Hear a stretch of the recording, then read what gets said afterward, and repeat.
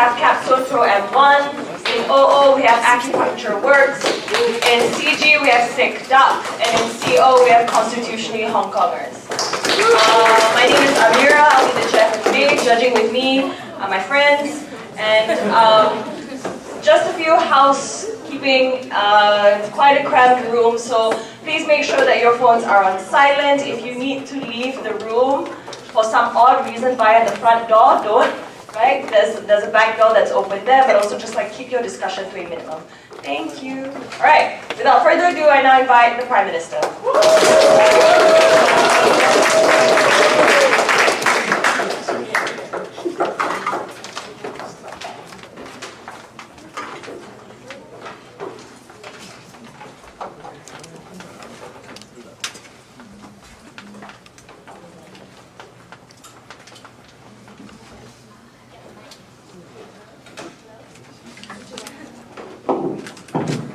Hello.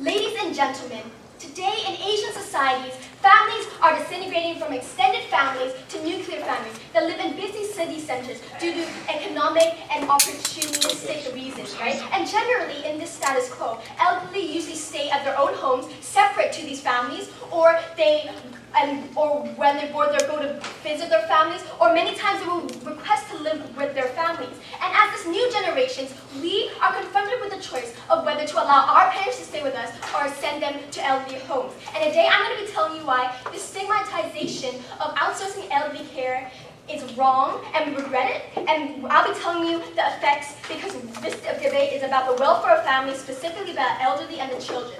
It is what I want to say to the opposition, that this debate is not about the superiority of the types of care of these elderly homes. Instead, it is about the stigma and the effects of the welfare that it has on family, and today I'm going to show you why we are the side that does that. So firstly, I'm going to go into two points, which is why we get the stigmatization. Firstly, I'm going to be talking about practicality, how it shackles children into these choices that they are forced to make, and how elderly also have different forms of care that they need, and therefore staying in their children's home are not the best types of care for them. Firstly, I'm going to go on to practical harms, right? Firstly, we see in many cases these children live in these city centers because they're there so they can go to work, for example, because they can have more opportunities. It is where all the jobs happen and all the opportunities they can have are there, right? So we see that a lot of times these children are working 9 to 5 jobs. They might be working 2 to 3 different kind of jobs, and at the end of the day, they still have to go back and check if their parents are okay and care for them. This is a lot of stress on the child, especially due to the fact that they're already stressed, they already have so much to do at work, and after work they still have to care for their parents. And not only that, it makes the living conditions a lot worse. For example, in Hong Kong, the housing is some of the most expensive in the world. People live in cage homes. And when you think about that, when I am a mother who's trying to take care of my children and my husband, and then I also have to try and help my mother and accommodate her in my room as well, I not only have to take care of my child, not only have to take care of my personal life, my job, but also take care of my mother. And not only that, because of her staying here, we are left in a smaller space and we are not able to live as fruitfully as we would have wanted. Next, when you have elderly staying at your home, okay, and for example, if I was an elderly and I saw my kid going out to work every day, saw my grandchildren going out to school every day, and all I did was kind of stay at home, maybe play some mahjong with some friends, right? You don't really have this greater sense of purpose. You kind of feel like you have nothing to do at home, right? You see your kids going out there chasing their dreams, and you're left at home, left to do nothing, right? And this is how we see there's a trend of depression in a lot of these cases, because these elderly people feel like they have no sense of purpose. They feel like they have nothing to do. Otherwise, an elderly home, at least they have other elderly people to talk to them. They have activities. They have all these other things that these elderly homes can actually help them. And let me give you an example. So, for example, the suicide rates in Japan are quite high for elderly, and unfortunately, that may be a big factor. Is because a lot of these elderly people are unable to feel a sense of purpose. No, thank you. Next, I want to tell you something else. So, a lot of these elderly, because of this, because they're unable to feel a sense of purpose, then they might be They might try and get a job out of retirement, for example, take care of other people's kids, or go drive a car. And obviously, if you're 18 years old, you are too old to drive a car for your own good, right? Your eyesight is bad, and a lot of other these things. And when these elderly people try and get a sense of purpose by getting other jobs that they are not equipped to do, this hurts their health and their well-being. And thirdly, third analysis is that elderly need different forms of care that me as a child cannot give to them. A lot of elderly people, for example, they use a wheelchair, they need a ramp, and a lot of houses it's not big enough or they don't have enough money to buy ramps. And next, for example, they need someone to change their diapers, for example, or help them bath. If I have a 9-to-5 job, I am unable to care for my mother when she needs to go to the bathroom. I am able to care for her when she needs to go back because I am busy working or busy taking care of my family or having my personal life. A lot of these elderly people have needs that I, as a child, cannot care for, cannot give her. And what is the consequences then, right? So even the people who are comfortable with going to elderly homes will then might be, the child will force them to kind of stay in their homes because they don't want to be stigmatized like this. So, right? And then we see that a lot of these elderly people will have a lot of these harms, for example, not having a good quality of life and having a lot of health problems. But on the other hand, when elderly people just want to stay in their child's home, we also see these harms. Next, I'm going on to my second point, which is this motion shackles children into choices that they would not have otherwise made, okay? So for example, children are currently starting their lives, starting their jobs, right? They're going trying to get the most opportunities they can to help raise their own family and going to try and succeed economically, right? And a lot of times they're unable to do this to the greatest extent because they are forced to take care of the family because of the stigmatization that this motion will provide, right? We see that, for example, wait a minute. We see that, for example, if I am trying to get a job, but for example, that job requires me to work extra hours on weekends, work extra hours in the night, then I am unable to get that job because my mother is at home and she needs me to change her diaper. And that, because of that, I feel like I have the obligation because I'm stigmatized as well. Not only the obligation as a person in an Asian family, but also because of the stigmatization. I don't want other people to see me as someone who's incompetent and as someone who's shy. And let me give you the characterization of this word, right? In an Asian society, as a Chinese child myself, my mom always says, "How soon Fumo" in Cantonese, and that means to just listen to your parents and respect them, right? We have this whole kind of bubble, which, not bubble, we have this culture which tells us you need to listen to your parents, and after they get old, you need to take care of them like they took care of you when you were young. And if you are unable to do so, you get shunned by society. You are told you are a bad child. You did not do your job. And because of this, a lot of children then get forced to allowing their parents to live with them, even though they know that that's not the best for them economically and not the best for their parents in the long run from the welfare. And next, I'm going to add on to the second layer of analysis, which is it takes a relationship with the parents. And in the worst case, when even in this society, when you are stigmatized and the child decides to send their parents to elderly care, then they're shunned by society, told that they're not a good child. Right? We see that this child has no incentive to go see their parents anymore. They're saying, okay, firstly, when I have to take care of you, you deny me of these opportunities that I have the right to and that I worked hard for. And secondly, now that when I really have no choice, I'm sorry, I have no choice and I have to put you there, people shun me and say that I am a bad child and then shun me out of society. So therefore, a lot of times, maybe these children might not want to even visit their parents in the future, and that has a greater harm. And because we are the side that shows you how we care about the welfare of families, specifically about the elderly people and their children, this is why this motion shall stand. Thank you very much.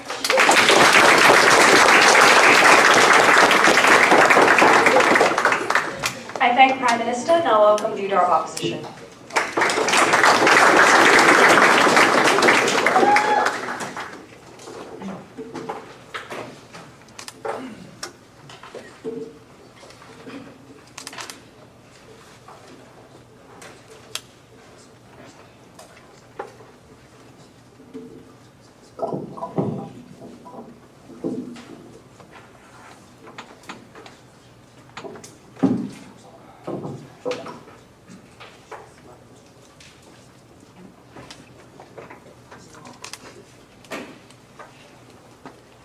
Okay, what the PM says is, she actually talked about we have to focus on the motion, it was just about stigmatization. But what she told you was that she was putting an inferiority and superiority, which is the objective condition of what a parent should do or what not. We think that they are not doing their job, that they are burdening us to do. So having said that, we are going to make a big one rebuttal and then clarify all the arguments and then point by point. So firstly, we think that all of their arguments were one-liner, that those people does not have any resources to actually invest on their parents. So therefore, it is bad in order to stigmatize those people who had no choice.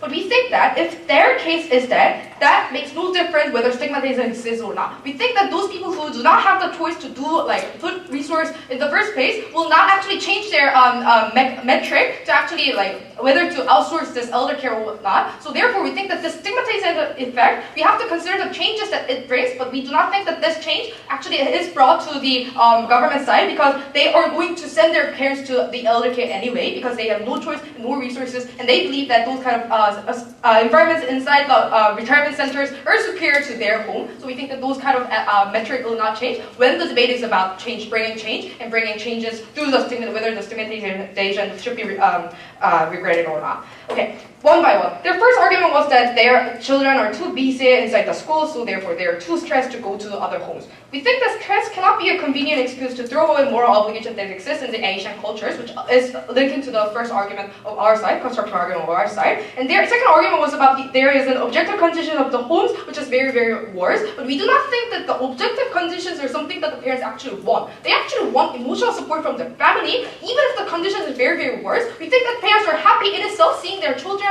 even if it is 1 hour a day, we think that they are happy by themselves, which I'll further explain in the calculuses and the life goals of elderly people. And thirdly, they also talked about that they have nothing to do inside their home when the children are actually going to the businesses or whatnot, like 9 to 5. We think that isn't that the happiness that parents actually pursue for their lifetime. We think that seeing those kind of children actually pursue their dreams, pursue their business, even if they are busy, we think that by seeing them, they actually have their goal. And we think that most of the elderly people are actually, with their remaining lifespan, we think that they actually are fulfilled and are happy with their seeing those kind of little amounts of time, even if it was very little. So, fourth thing that they talked about was that parents need different form of care, so people have to change the diapers, and so therefore they will hinder the children's life. We think that in that case we can employ a nurse, right? We think that that is kind of not mutually exclusive with our argument. We think that by at the same time, we can make them remain at home, and at the same time, we can employ the nurse to actually take care for the parents while those children are not in their home.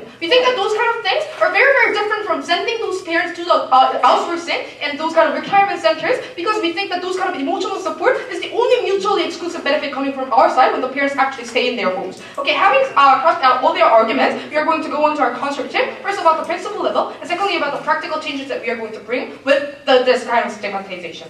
So before that, we are going to set our stance clear. We are going to change the metric and calculus of the people who are able to care for the elderly but not doing it. Despite what the opening government said, the people who do not have resources and do not have any choice to actually send those kind of parents to the retirement centers. We think that we are the people, we are the only team targeting the people who are able to care for the elderly but not doing it. But before that, principle. We think that Asian culture and social structures influence each other. We think that Asian culture has a very unique and different characteristic compared to Western cultures. We think that there is a respect for the elderly in the Asian culture, and we think that that leads to because elderly has provided many things to children, compared to the United States, where people like 60 years old or 20 years old actually are independent from their parents. We think that because of this culture mutually influencing with each other with social structure, we think that children, especially in Asian cultures, has received much from their family, even compared to the Western cultures. We think that that itself means that by principle of reciprocity, we think that their children has a moral obligation, despite all the stresses, all the inconveniences, those kind of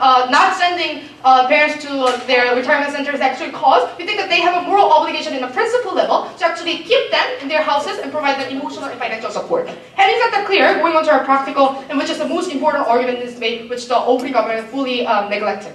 And before that, yes. Okay, what if the parents, according to general standards, did not comply with how they should care for children? Do you still think that that child should still support their parent? Because under current status quo, regardless of what your parents do, you're expected to support them. I think parents, or actually, if that's the case, if the children has acted not fully abiding the social thing, we think that the parents still have an obligation to actually care for their children, despite the fact that these children are actually malicious or actually like kind of juvenile criminals or whatnot. We think that that kind of argument is actually not going against the fundamental principle of moral obligation and principle of reciprocity. So practical argument. We think that elder care does not only contain the financial care and objective level of condition and support. We think that also includes the emotional care, and we think that is the most important thing that should be provided when we were to care for the elderly very, very much, because elderly has like a small remaining lifespan compared to other people. So therefore, this means that they have less choice to pursue their own dreams, pursue their own thing. We think that that means they have to pursue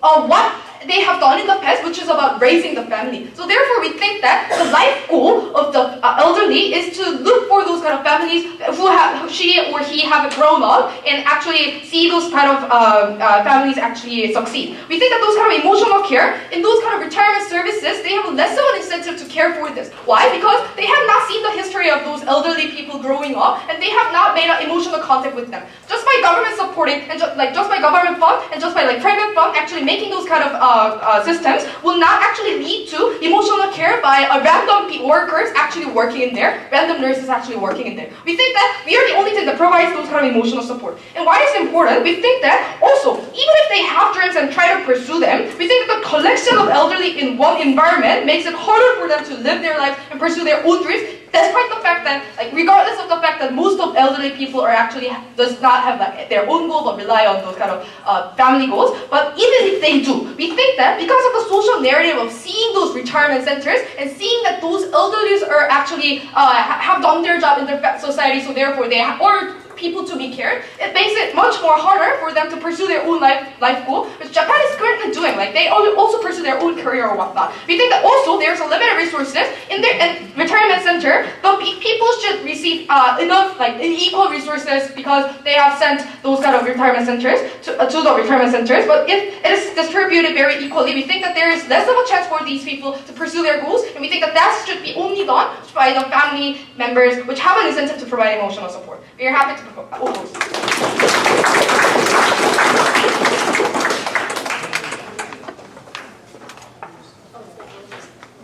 I thank Leader of Opposition. Now welcome Deputy Prime Minister.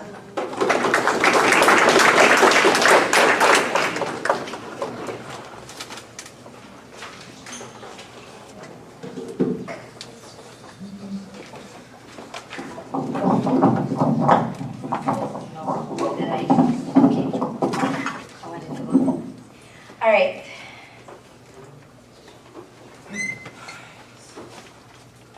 I think we have to let go of the notion that you can only care for someone if they are around. Sometimes the best way to care for a person is to let that person go, especially when the circumstances are just not right anymore. This debate is not about whether or not these elderly people need emotional support, because yes, they do. But the question is, in which paradigm do you really get the best balance of all the kinds of support they need? Because come on guys, it's not really enough for our parents to see us 1 hour every day at home. I mean, when we get back to our own countries, our parents are going to be like, well, you're back for an hour and then you're going to be gone again. That's exactly the kind of rhetoric that happens within households every day. And we think that the more that parents do stay in our homes in an environment that we cannot give the full emotional and full physical support that is required for their kind of stature, then I think it's time for these particular young people to make that choice. I'm going to talk about three things in this debate. The first thing I want to talk about is the idea of resources. To some extent, we will agree, coming from opposition, that yeah, this debate is probably not about just the economic standing of people. But we have to go in the comparative, right? Because this debate is about the choices that people should be entitled to make. Because naturally, if there is a stigma, then that means in opposition, people are going to be, at the best case, highly encouraged to ensure that their families are at home. And I think they were quite unresponsive to a lot of the material coming from Evelyn as to why this is particularly harmful. The first thing that we talked about is the idea that there are a lot of people who cannot provide the time that is necessary to support your the elderly parent. Because let's imagine imagine, right? Naturally, these people would need people to talk to every day, because if they are depressed, for instance, it is important, it is vital that they have people to talk to. It's not enough for opposition to say that at least 1 hour they see their children growing up. It's the same reason why parents sometimes don't want us to leave, because naturally they want to spend more time with these families. And this is something that, as Evelyn told you, we cannot accommodate, considering that these young people are already starting out their lives, they're already starting their own families, they're starting out their careers, right? And that's why when it comes to even just the emotional support that they talked about, that's quite difficult to do, considering that there's a possibility of resentment between the parents and the child, because the child thinks that I could have done more things with my time, I could have done more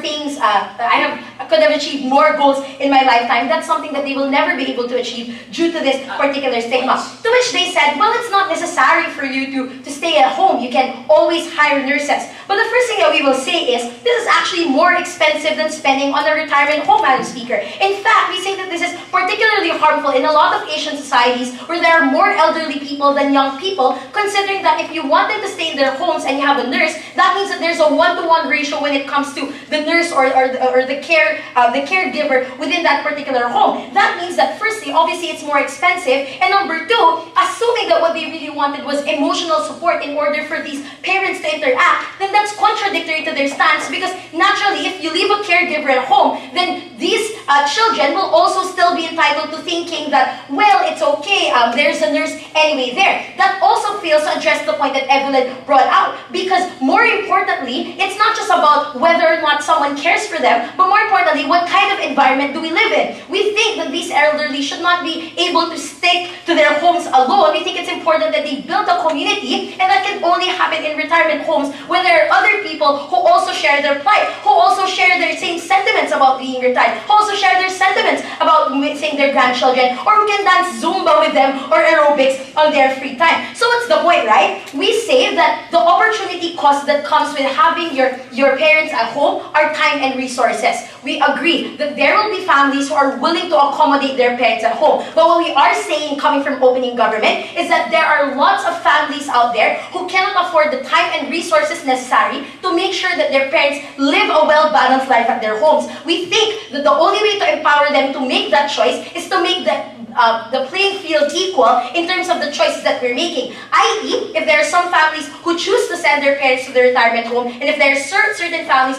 who choose to send their parents back to their homes or have a caregiver, then that's fine. We say that the distribution is more equal on that side, on our side of the house, and that's why we think on the first level we're already winning the debate. Secondly, let's talk about emotional support, and this is where I want to delve deeper to the kinds of lives that the elderly are living, because we think it's quite a mischaracterization coming from opposition to say that these elderly people just need to see their children once a day, etc., etc. We think that we gave you multiple levels of analysis as to why this isn't the case. The first thing that we talked to you about is assuming that these parents do stay in their house, do stay with their children, right? We think that the kind of emotional support is not good, particularly because if it is contrary to the choice that these children would have otherwise made, you have that area of resentment. And the thing is, resentment is particularly harmful because it takes an incredulous amount of patience in order for you to deal with the elderly, considering that the issues that they have are largely different from young people. So if you have resentment and you're just giving an hour of your time, the chances are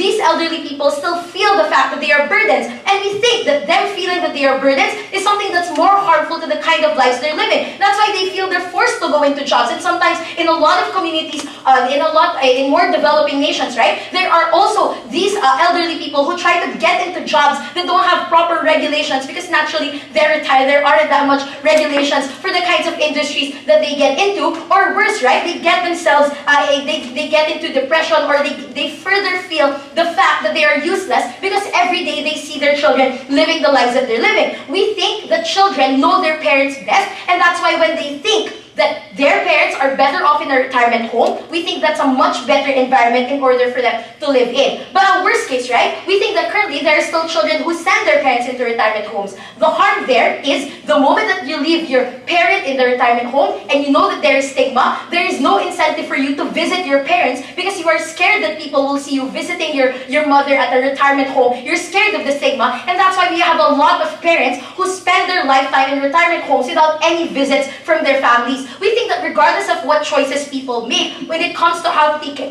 take care of their elderly, it's important to make sure that the support structures are equal, and that only happens in a world where there is no stigmatization. But we think on a principled level, this directly clashes with the point that was brought out by opposition, right? We think that the moral obligation to physically care for your parents is actually an arbitrary concept. Firstly, because there is no reciprocal obligation for care. Number one, the first basis of caring for your parents is the fact that you were born to them. That's not something we chose. We didn't get to choose to be born, but more importantly, our parents already got government benefits, the fulfillment that comes with letting us grow. We think that there is no solid logical reason for the obligation to be imposed in these particular cultures. And in that particular circumstance, it's important for people to be able to opt in and out of this option, and that can only happen in a world where there is no stigmatization. If you are going to forward the choice of these families, if you will allow them to develop their own lives in the manner that they find more applicable to them, then side with opening government. Thank you.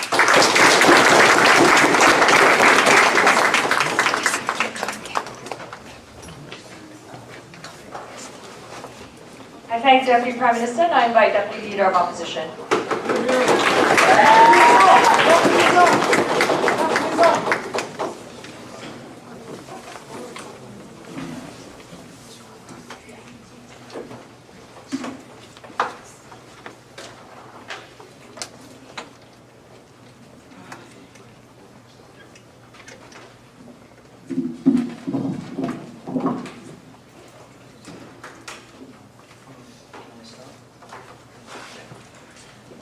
I'll talk about what's relevant to this motion regarding my life first before I actually move on, right? Mr. Madam Speakers, I took the national scholastic exam that happens once a year, 3 times. That's why I'm labeled samsuseng. And I think this is a prevalent concept that also happens in Japan. You have national examinations exams that happen once a year, right? During that period, my parents paid shitloads of private education money, and I think that this is a problem that happens not just in South Korea, the country that I come from. I think this is a problem that exists in Japan. I think this is a problem that exists in China. Many nations in Asia where competition in the scholastic academic level is very, very high. Mr. Madam Speaker, we think that parents in the current status quo have faced ever high costs of paying off their mortgage, ever higher cost of education, investment bubbles in the real estate market, the ever high rate of unemployment, the perception prevalent in many Asian communities that parents need to provide for their child when they get married, and like for instance, buying a house for their child. There's a narrative in these Asian communities that parents need to provide money for these people and aid these people, aid their children in buying a house and buying household facilities when they get married, right? That's why I think that parents are facing a burden, right? And that they cannot actually ignore, and I think that they concede to this issue to a certain extent. That's why their PM's counterfactual, which was mentioned in the 34th second of her speech, that these elderly people can choose to live in separate houses that they own. I think that own and buy when they're old. I think this is a counterfactual that's fundamentally impossible to begin with, and that's not a normative situation to begin with, right? So I think that this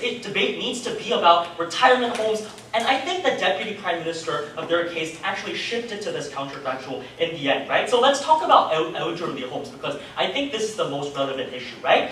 Okay, number one, I think that if their issue, because their case was contingent upon the idea that it shackles personal choice. Individuals are so busy, lead hectic lives, they don't have the time and resources to provide for their parents and whatnot. Okay, number one, I understand that there are families in the status quo who have no choice but to send their parents to elderly care facilities. I understand in certain cases, these families are economically, time-wise pressed to provide adequate care. But that's not the debate. If it's the case these people have absolutely no choice but to do so, society and surrounding people and even the parents would understand that they would not, and therefore these children would not be victimized by the stigma that they try to actively say. They didn't even actually tangibly describe to us what and how these stigmas will demonize these people to begin with. Because I think that this is a debate about stigma, right? As they were so contingent upon. In which case, I think they need to specifically impact and tell us what is the harm that actually is inflicted upon these people. And I think they never do that in this debate. Because if that is the debate, then the contention in this debate should be, if a person has the time and resources to care and provide for the elderly parents, yet he makes the choice of sending their parents to a facility, please sit down, should there be a stigma to stop them, or at least a stigma that sparks their guilt, so that maybe, just maybe, he takes that decision back. They need to defend the idea that this stigma shouldn't exist. We need to defend the idea that we need this extra push. By the way, it's not a magnetic pull. These stigmas don't force these people to care for their elderly. It's one of the influences that happen in society, and in which case, if it's circumstantial, everyone will understand the very society that stigmatizes people will lift these stigmas. Because I don't think stigmas are applied to everyone to the exact same extent, right? Circumstances are considered. I think that's why their case has fundamentally no impact in this debate. Before I move on, yes? Okay, if stigma is just one of the many influences that exist, what is the impetus for people to ensure that your benefits of emotional support will happen? Okay, impetus of people for the emotional support is that I think that these people are naturally incentivized, one, because I don't necessarily think that their characterization that these kids are always resentful of their parents' stand to begin with. But number two, I think that it is obligatory to a certain extent, because I have mentioned to you the characterization and contextualization under which parents actually do economically, tangibly contribute to the independent living of their child, in which case I think that they do have a tangible obligation, regardless of the birth-given responsibilities that they're so dependent upon, right? So let's look at their case also. They told you that elderly homes provide better welfare, they can build communities there. Look, regarding the community issue, although I really don't think that it's an important issue in this debate, look, you have elderly communities in residence areas where children and their elderly parents live together, right? So it's not as if communities or forming communities is an exclusive benefit on their model to begin with. But number two, if you're so concerned about the welfare of these elderly people, then give them the choice, right? The case where elderly, we have no problem in the case where elderly have enough money to buy themselves a home and hire a nurse and choose to live by themselves, in which case a stigma wouldn't exist to begin with, right? In most cases though, parents choose to stay with their children regardless of this thing. And this is the impact of Chiyon's argument, in that I think you cannot simply brush off the emotional support that these children actually provide to these parents and say that it's just, it's just something that happens. It shouldn't really be prioritized. I think that this is a tangible benefit and utility that's not numerically measurable, sure, but is a tangible factor that actually contributes to these parents wanting to stay home with their children. In which case, I don't think that they have the right to simply come in and butt in and say that that utility is not important. Who are they to say that to begin with? Because they're not really parents, right? But if they're so concerned about the life quality of children who grow to be adults, then my question then again is, how does getting rid of the stigmatization solve their problem, right? Because if the stigma is lifted as they say under their analysis, still I think that people would feel a moral obligation to pay back to their parents what they actually received to begin with, right? In which case I think that if it's not this stigma, this exact stigma that incentivizes these children to contribute to their parents, there will be other stigmas generated in their place to pressure or actually, influence these children to take care of their parents. In which case, I think that the unique benefit and impact of this stigma existing is actually low on their side to begin with. So let's conclude my speech. Number one, I think that child's obligation to raise or provide adequate care for their parents is not just something emotional and moral, but of course it's one of the major factors. But number two, it's considered the economic contributions that these parents tangibly give to them even when they're adults, not just in the adolescent era. But number two, I think that they never really proved to you how stigma actually demonizes these people, which in case of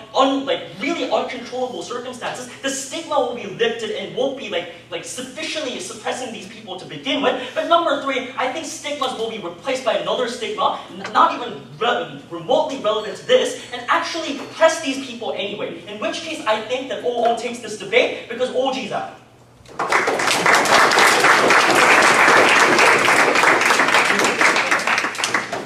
I thank opening half. I now invite member of government.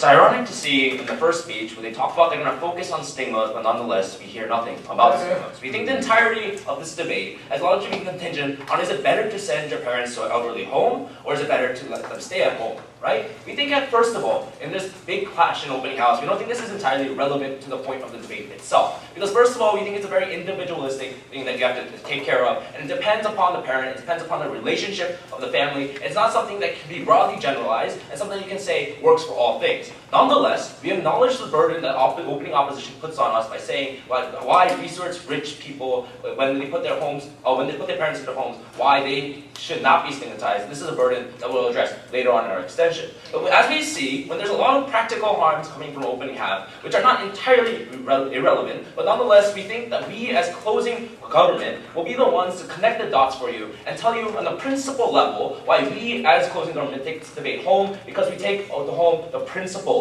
of what is happening in the stigmatization. So obviously we think that first of all, a couple of things that we want to do today is first of all clarify to you what exactly the stigmatizations are that were clear to you by opening half. Second of all, why these stigmatizations are bad, and last of all, why these stigmatizations are legitimate, right? So going back to the concept of free speech, something that opening government brings up but never really clearly characterizes to you. We think that free speech and stigmatization are something that can coexist. For example, if you're a racist and you make racist remarks, we think that the backlash of society saying that you're racist and therefore treating you in a different way is something that is legitimate. But nonetheless, we think there are two conditions in which we can accept stigmatization and free choice. First of all, when we cannot accept stigmatization and free choice. First of all, do these actions provide practical harm to the people who are actively being stigmatized? And second of all, is the stigmatization correct? We think which is the more core principal point of whether we can have, if these stigmatizations are correct or not. Yes?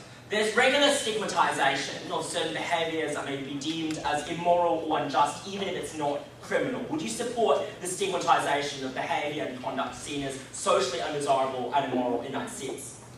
We don't think, well, this is going to go back to our main point. I think our main argument will address this, but we don't think it's necessarily a matter of being socially desirable and whatnot. We think this is something that's entirely different. So let's go back to our extensions. So first of all, what are the extensions that we're specifically talking about here in this debate? We think this mainly goes under two actors. First of all, the children themselves. We think that the stigmatization is that once you send your parents or your loved ones to an elderly home, we think that first of the stigmatization is an assumption that you cannot love or that you are immoral from the get-go. We think that first of all is extremely harmful, which will later on be elaborated. But second of all, we think that there's a large emphasis that not only are you immoral, but you're extremely selfish and careless as well. That you don't care enough and you only care about yourself. We tell you that extends from the harm away from the family and affects not only your family but also your other lives as well, which we think is illegitimate. But furthermore, we tell you that stigmatization exists on the elderly side as well, because once you're sent away to an elderly home, or even if you decide on yourself to go, nonetheless, it is the rumors within Asian societies, it is the speculations within Asian societies that perhaps that your children did something wrong, that you didn't properly educate them, for instance, that you didn't feel your basic responsibility to be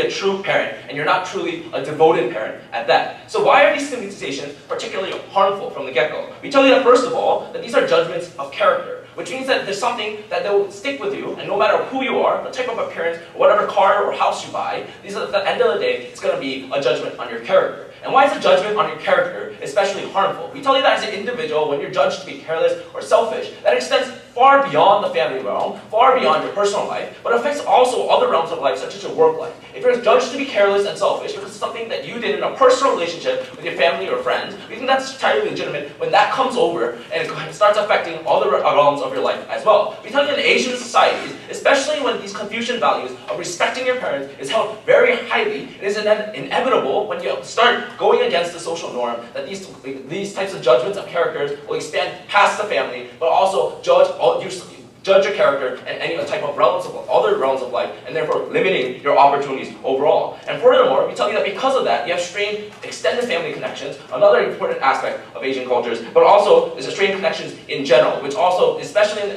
Asian society, which is not as bureaucratical as Western society, we think which is extremely important in how you're perceived in a socioeconomic level when you have strong connections, which are proven by your character itself. So moreover, let's go back to then, when is stigmatization acceptable? We tell you it's not acceptable when you produce active harms that affect these people. Something that we already elaborated to you just now. But moreover, we think that it's especially not acceptable when the stigmatization itself is not correct. So what we're talking about is that are these children necessarily selfish? Are these children necessarily careless and immoral and cannot give love? And are these elderly necessarily bad parents? It's because they were sent away to an elderly home, or because their children decided to send them away to an elderly home. So first of all, we tell you that actions in themselves cannot, first of all, we did tell you that it's a little illegitimate for society to judge a very personal relationship because they don't have the full details on that. And especially because a family relationship, which has very personal details where you can never truly know the entire situation, that we tell you that exclusive judgment is reserved to the parents and the children as to what their relationship is. But moreover, we tell you that actions themselves are not something that you can solely base what a parent-child relationship is upon. The very same way that when you go through,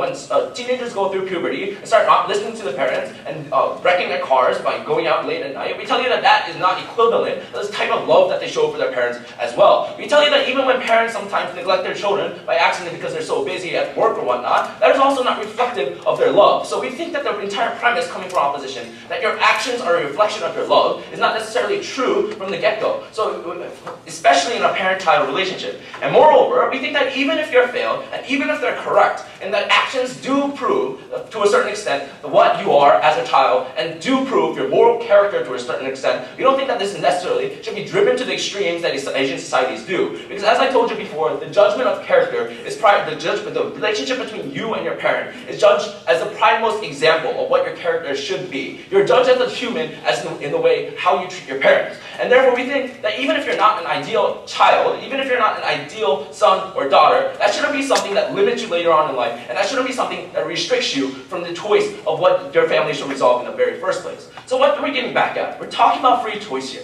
And we're talking that free choice at the end of the day is, even if there's stigmatization, can only be legitimate when stigmatizations are correct and when these stigmatizations are extremely don't cause extreme harm to the people who are receiving these stigmatizations. In that case, I think we have successfully proved to you why, in that case, opening house suddenly becomes relevant in terms of how their harms link back to how we make choices and how free choice can only be achieved when the stigmatization is gone from the get-go. Closing government representative. Thank you.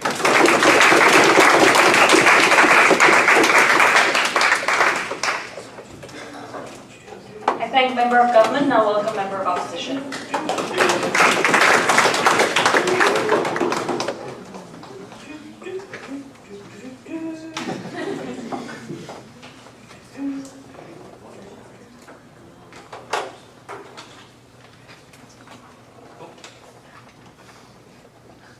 Three things in my speech though. First of all, on why, given that there are other coercive pressures that imply that outsourcing of care for your parents would happen in the majority of cases anyway, it is better to have a unique stigma attached to it because guilt motivates political capital for better elderly care. Two, a specific principle concerning why you have an obligation to actually stay and keep your parents at home, because everything O talked about only shows that you ought to pay for your parents, not you ought to spend time with them in your family. But thirdly, what is so unique about the presence of children, and this directly deals in a comparison with institutions and elderly homes, and I'm going to explain to you why the structurally coercive factors that render them undesirable. First, I want to just be very clear, because I think this debate is really confusing, because one team needs to come up here and say, what is the most likely scenario that this debate actually matters in, right? Because I want to observe that to the extent that all of OG's characterization and CG's observations that the cost to the individuals are true, these are likely to be cases where outsourcing happens anyway. I know O said this, I want to explain to you why, because note, the motion says this is one stigmatizing narrative. What it doesn't say it is the only stigmatizing narrative. We think there are 5 countervailing norms that mean that you still outsource your parents to elderly institutions in a vast majority of cases. 1, economic rationality, because you don't have time to take after them, have to spend more time working to earn an income, like your job and whatnot. 2, individual autonomy, an embrace of freedom and the importance of autonomy in a fragmented world as observed by PM, where there's a decline in nuclear families. That was Malaysia round 2, by the way, I think. Where there's a decline in nuclear families, and this is a norm that exists on both sides. Thirdly, because people often prioritize their self-interest, like having space to live in, income, and whatnot, as more important than their parents, right? It is that trade-off that also means that in cage homes and things you're talking about OG, you don't get that self-crushing harm they talked about on OG. Fourthly, because people care more about it in general, in the community and whatnot, how well you're doing economically and socially than how you're dealing with your parents. So this deals with all the stuff they say about communities judging you really heavily, because they will judge you more at the point when you can't afford to have a job or pay for your mortgage and whatnot because you have to cover your parents' parents' income by having them live in your house. Fifthly, because people care about their parents at the end of the day in vast majority of cases. If you think your parents are not happy, if you think your parents are unable to experience these opportunities, if you genuinely know because you interact with them on a day-to-day basis that they're not leading good lives when spending time with you, that is when you would outsource them to your institutions anyway. Why does this matter?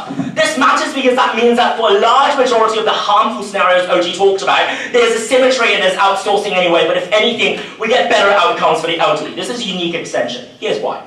One, notice that precisely because of the stigma, do you get a sense of guilt, that you feel you've done something wrong when you outsource your parents to an elderly institution. But two, there's also a sense of public guilt, that the public, when they see people like elderly living in these elderly institutions, they think this is a social problem they ought to care about and whatnot. Why is this important? Because know that in a case where political agenda is often fragmented and, fundamentally chaotic, which side captures the most salience and attention and ability to appeal to people's moral calculus is the side that gets the most resources and benefits to the elderly. We think you get more political capital to care for the elderly on two fronts. One, in terms of interactions and non-political context, we think that children are more likely to make up for that on the basis of their guilt by interacting with their parents, by visiting the elderly homes, by spending more time with them to ensure that they feel comfortable while at these elderly homes. Now, OG quite cleverly preempted to say, but you get shamed. Look, that doesn't make sense because it is not true that society doesn't follow you around and see when and how you visit the elderly homes. That's just an implausible characterization because we don't live in a common village. We live in a society where you can go to an elderly home and not be seen by people you know because there's something called common sense.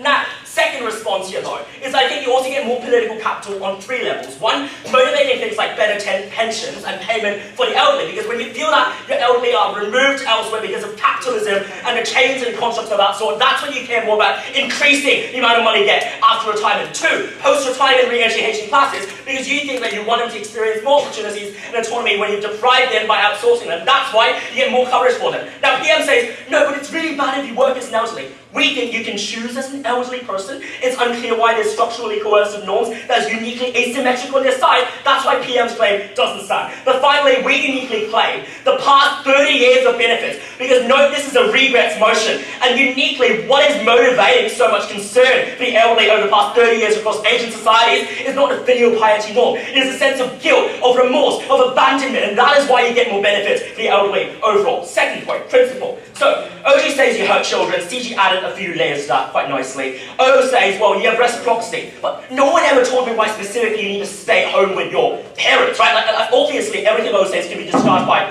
paying elderly homes. Why not? Here's why you need a specific form of reciprocity, and this is kind of like the argument that Fanati ran in the Thessaloniki ran concerning African Americans needing a separate nation. It's the uniqueness of that reciprocity that matters, right? Because it is the emotional labor that your mother cared for you and spent time caring for you even after you reach adulthood that you're now compensating by caring after them. It is the fact that they organize and rearrange their own autonomy and objectives in life in order to care for you. That means you have to reciprocate by rearranging your own objectives and priorities in life. It is the fact that they spend so much time seeing you as a valuable individual that leads to the necessity of reciprocity here. This is not contingent upon outcomes here, because this is a particular insistent moral obligation you're violating on your side. Then they say, but you don't choose your parents. Here's a response.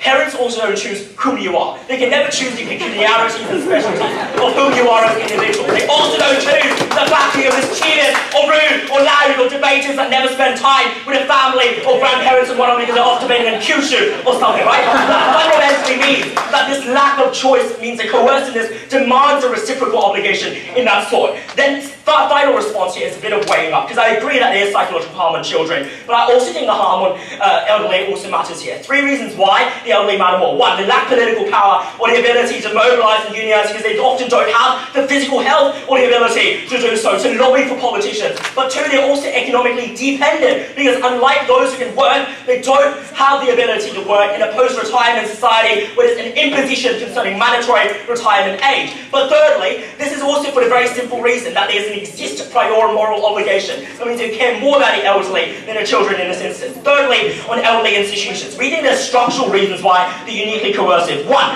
profit incentives mean that they often have cut corners and prioritize spending time on paying wages and minimizing the likelihood of maximizing quality of life for people. 2, the expenses required means that there's often an oligarchy in the provision of these services, so there is no competition that allows you to move from one elderly home to another, especially in the vast majority of cases where capitalism means that individuals have to spend hours and hours working and don't have the ability to necessarily therefore deal with choosing and picking elderly homes. But finally, we also know that in order for class action lawsuits and things to go through in ensuring accountability, the elderly don't have the visibility. And this is uniquely something you only get on our side when you spend time with the families, you can point to the family and say, this is the elderly of your family, and for all of these reasons I'm so proud to oppose that. Thank you.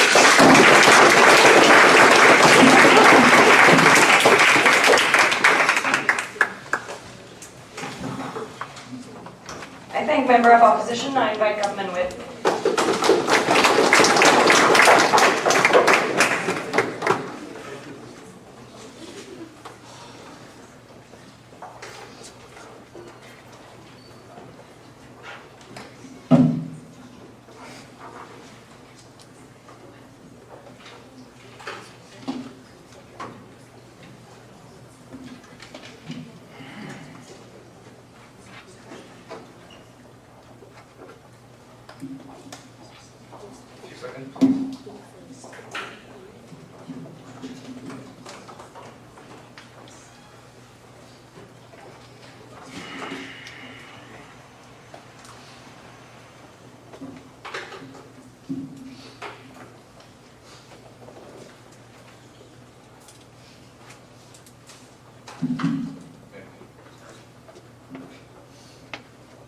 I think closing opposition just misunderstood what our member has told you, right? Because we think that stigma and guilt is different. Stigma is when the society judges you, and guilt is when you judge yourself. So, in this case, we think that guilt even happens on our side of the house when they actually claim that guilt is such an important thing, right? We say that guilt happens on our side of the house, but what we do not want is the society judging you because the society is not fully capable of understanding the, the backgrounds or the history of your family or whatnot. And that is the reason why we do not think that stigma is a desirable thing to go into this debate, right? And secondly, they say that, okay, there is a general principle of reciprocity and that the children have a duty to actually make up for it, right? However, we don't see the exclusive reason why this kind of making up mechanisms have to be exclusively reliant on this kind of form of mechanism, right? We see that there are a lot of alternatives in which you can actually make up for all of the emotional duties that your parents have actually given to you, right? We say that you can visit your parents more frequently than usual. Secondly, you can give them more financial support. We don't necessarily see why these outsourcing elderly care is the exclusive way to actually make up for all of the compensations for your parents, right? And thirdly, they talk about emotional labors, right? The entire opposition bench talk about emotional labors, right? But here's the problem: when you actually have your parents inside your households, and the parent and the children is automatically burdened, is higher burdened than usual, we think that that is a moment when emotional relationships is actually harmed, right? Because now children are more burdened with other things rather than more urgent things like livelihoods or taking care of their own children, right? We think that when you're actually burdened on another layer of burden, that is the moment when emotional relationships is actually harmed on their side of the house, right? However, secondly, even if emotional relationships are actually do actually happen on their side of the house, we think that we can also achieve emotional relationships on our side of the house, right? Because if their only mechanism of emotional relationships being sustained is actually frequently interacting with your parents and children, we think that that can also happen by visiting your parents more occasionally or whatnot, right? We don't think that that is a mutually exclusive reason for them to come into this debate, right? Now moving on to two of my clashes. First of all, the principle of free choice and why it's so important, and secondly, on the practical level, why stigmatization is so harmful to begin with. First of all, about the principle of free choice. What does the entire opposition bench tell you, right? They talk about the idea of reciprocity and the duty of the children, right? However, what did closing government exclusively bring to you in today's debate? We brought to you the new principle of the idea of free choice. Why do we say? We say that respecting free choice is also is of course as important as respecting the idea of reciprocity. But then we think that we have to look into the context of these Asian societies that we're talking about, right? In these Asian societies, we think that the most prevalent ideology in these Asian societies is the idea of Confucianism. This idea of Confucianism basically defines your identity based on your relationship with your family members, right? But then at this point, when you actually stigmatize all of these people who actually send your elderlies to, like, I don't know, like these kind of facilities, that is the moment when you are not respected of your free choice, because we want to respect these people who actually want to whether or not want to send your elderlies to these facilities, or rather want to keep them in their house. We think that is the more important idea rather than the idea of reciprocity, and we think the idea of reciprocity is even kept in our side of the house and is not really mutually exclusive to their side of the house. So we think that on this clash, we think that the idea of free choice is a much important thing to actually discuss about. No, thank you, sir. Secondly, about the idea of stigmatization, I already told you about the status quo and why, and about Asian societies and the prevalence of these Confucianism ideologies, right? And at this point, what does the opposition talk about? Like the entire opposition bench talk about? They say that stigma is only one of the factors actually that influences the calculus or the incentive of these families, how these families operate, right? However, we don't think that that is necessarily the case, right? Because in these Asian societies, where Confucianism ideologies are so prevalent, we think that social peer pressures, such as respecting the opinions of your neighbors or respecting the opinions of the entire society, is a really significant factor in actually discerning your behaviors within the society or your other roles within the society, right? We say that in this case, the impact of stigmatization is really high to an extent that crosses the appropriate level of criticism, or I don't know, like opinions or feedbacks that you would originally have deserved, right? We think that that is the case that we even want to go for. No, thank you, sir. So, then what do we tell you on our side of the house, exclusively, right? We told you the different types of stigmas that would be guaranteed, that would be endowed upon to these children and elderly. First of all, the children, and secondly, the elderly, which my member has already elaborated to you, right?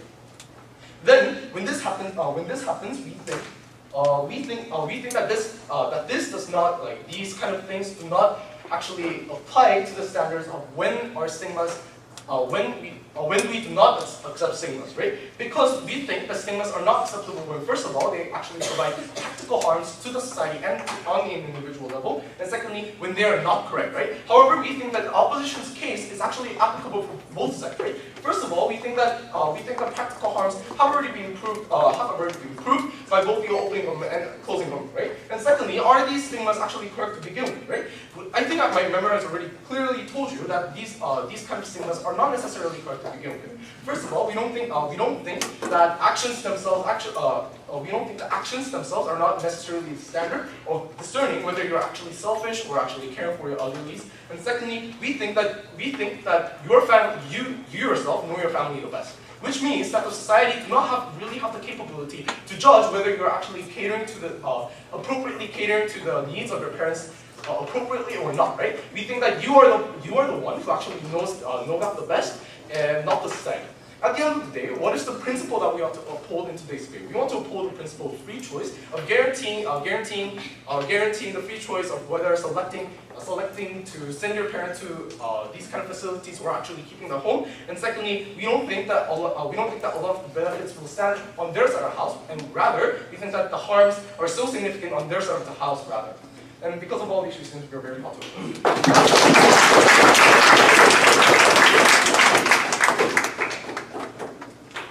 I thank the government whip. Now the final speaker, opposition whip.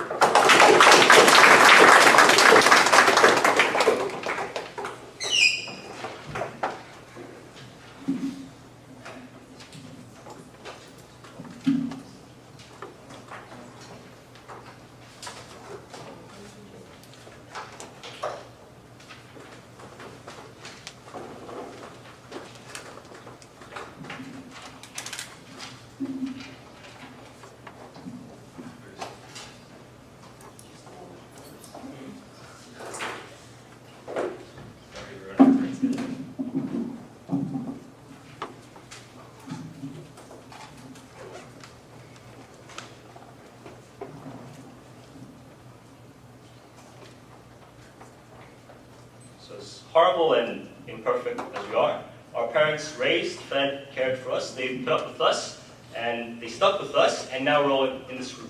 I think this debate is about how we take care of our parents, the extent to how responsibilities we have, the extent to which they exist, and how far do they extend, how do we realize these responsibilities.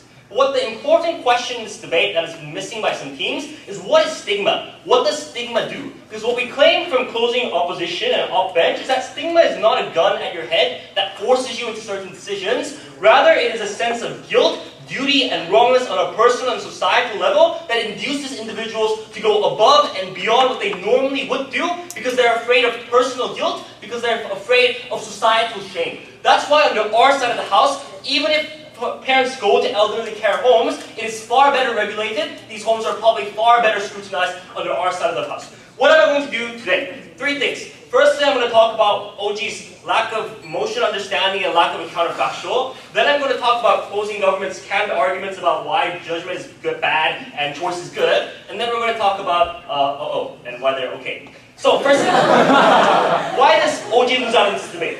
I think PM's speech was largely non-comparative to the counterfactual. Because PM's speech, I'm very sorry, but was largely about why some families literally cannot take care of their elderly parents. In those situations, probably you would be putting your parents to elderly care homes. I think this is very reasonable if you literally cannot take care of them. The only difference is, under our side of the house, you have mechanisms of scrutiny. Under their side of the house, you would push your parents to the elderly care homes, and then you wouldn't think about them at all. But under our side of the house, because of stigma and guilt, you are more likely to visit your parents. You're more likely to think about what's happening. Because you feel ashamed from society shaming you about your decision, you would try to put your parents in better elderly care homes instead of putting them in any care home at all. But secondly, on the actual things that they did say in PM that was harmful, was the harm about how, home is much better because the elderly are bored. In response to this, if elderly are bored, then probably elderly would choose to opt in to go to these elderly care homes. But the fact is, these care homes would therefore be much better regulated and scrutinized. But secondly, the idea about if parents are at home, there's scrutiny and pressure from parents and abusive lifestyle. Firstly, I think this is mitigated by the fact the unique responsibilities Brian gave you in his speech. Secondly, it's mitigated by the fact that the families who are able to keep their parents at home are probably the families who are able to have the financial luxuries of doing so. Probably many of those harms are not important. But finally, even if it does exist, I think you need to weigh whether the responsibilities, the heaviness of having to take care of your parents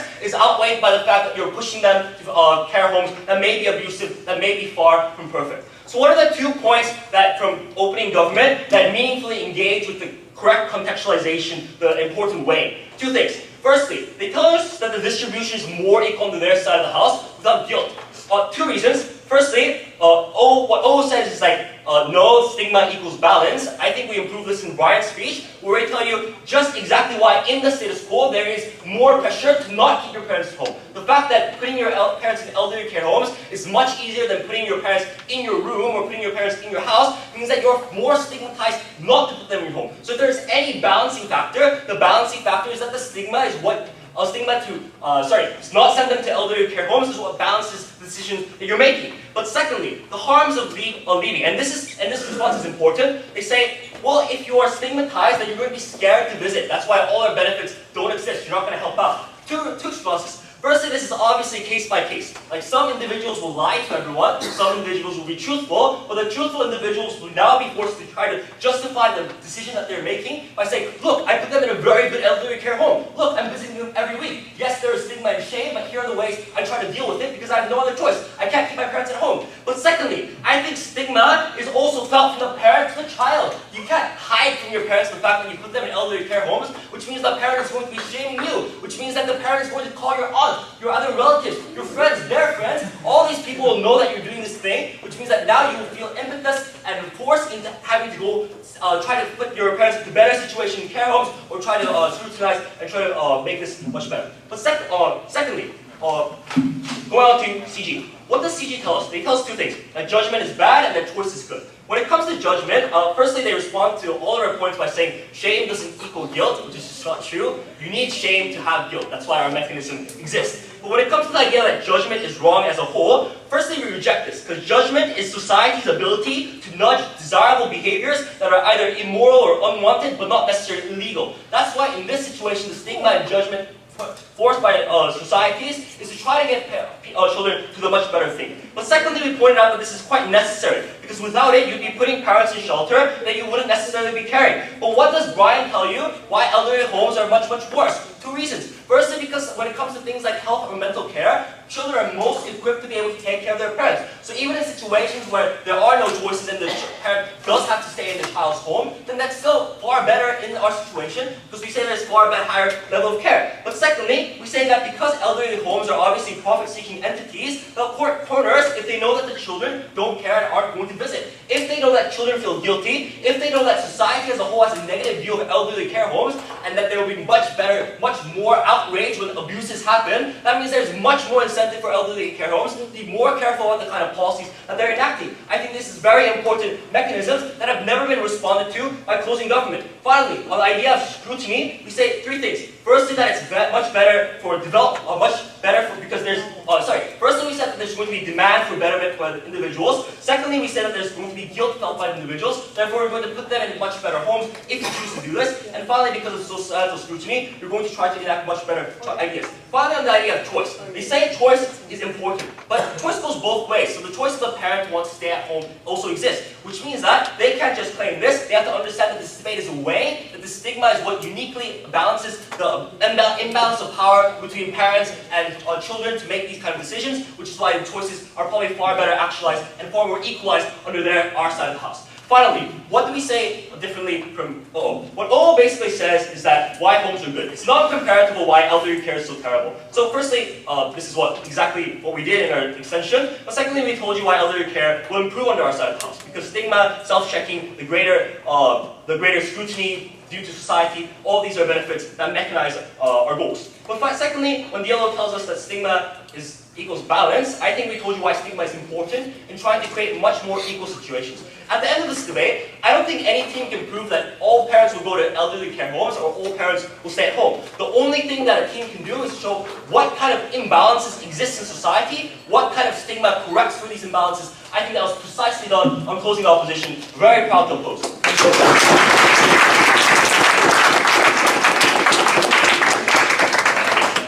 I thank all teams who may cross the floor, and the judges will head out to deliberate. Thank you.